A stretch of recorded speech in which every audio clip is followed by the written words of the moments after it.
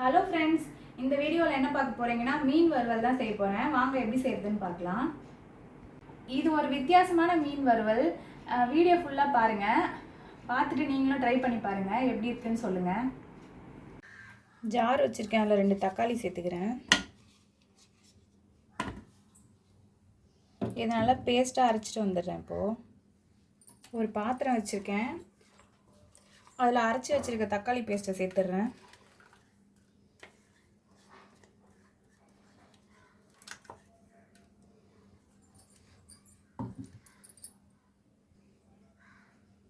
இப்போ இதில் மிளகாத்தூள் சேர்த்துக்கிறேன்.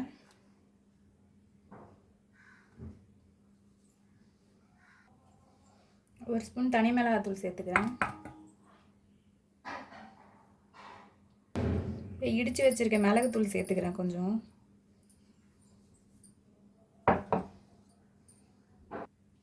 இஞ்சி பூண்டு பேஸ்ட் போட்டுக்கிறேன்.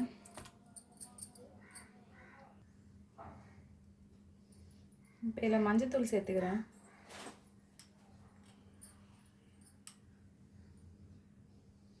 இதில் தேவையான அளவு உப்பு சேர்த்துக்கிறேன்.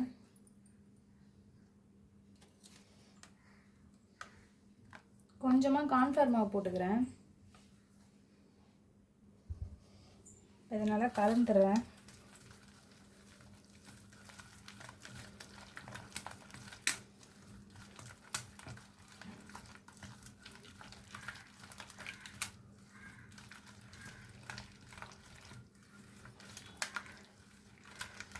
இந்த மாதிரி கலந்துட்டு உப்பு காரெல்லாம் செக் பண்ணிவிடுங்க. செக் பண்ணிவிட்டு ஏதாச்சும் கம்மியாக இருந்ததுன்னா சேர்த்துக்கோங்க.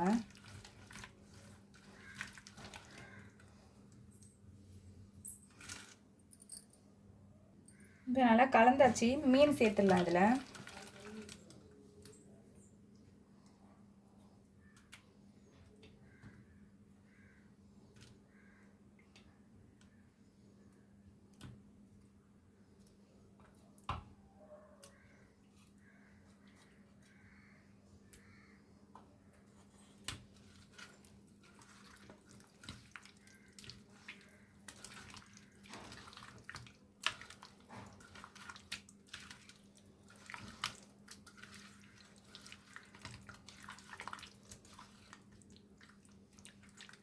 ஃபுல்லாக நல்லா மீன் மேலே படுற மாதிரி கிளறி தேய்ச்சி வச்சுருங்க.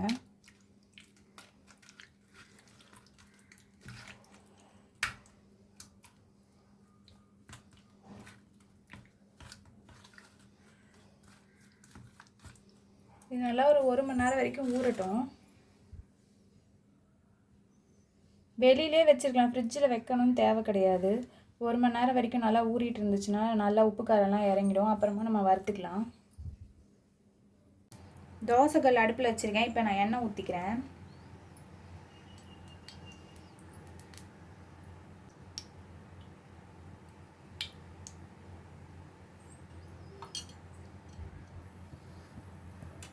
மீன் ஊற வச்சு 1 மணி நேரத்துக்கிட்ட ஆயிடுச்சு. இப்போ வறுத்துக்கிறேன் நான்.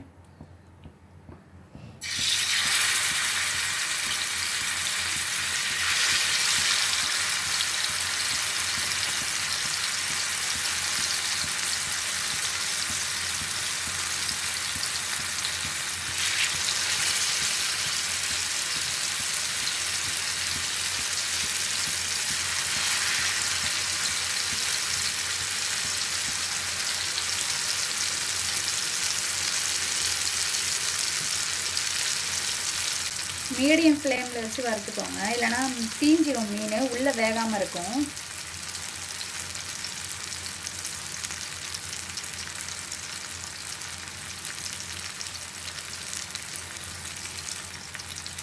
இப்போ திருப்பி போட்டுடுறேன்.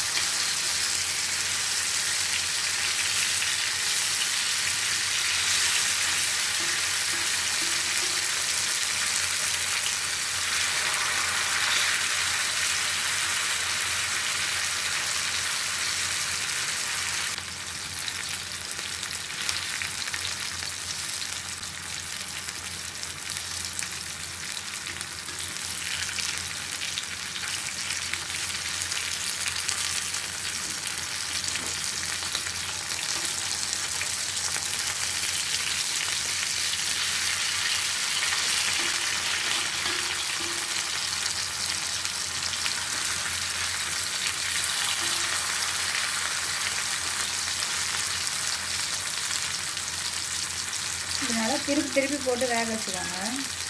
இப்படி அழுத்தி அழுத்தி விட்டிங்கனாக்கா முனையிலலாம் நல்லா வேகாமல் இருந்ததுன்னா அது நல்லா எண்ணெயில் போயிட்டு பட்டு நல்லா வேகும்.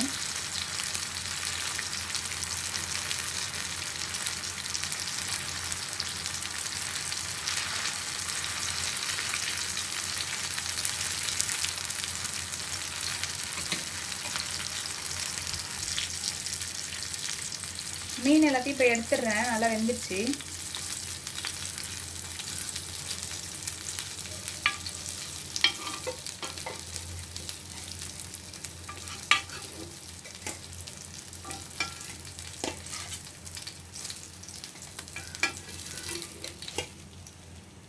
இதே மாதிரி எல்லா மீனையும் பொரிச்சுக்கலாம்.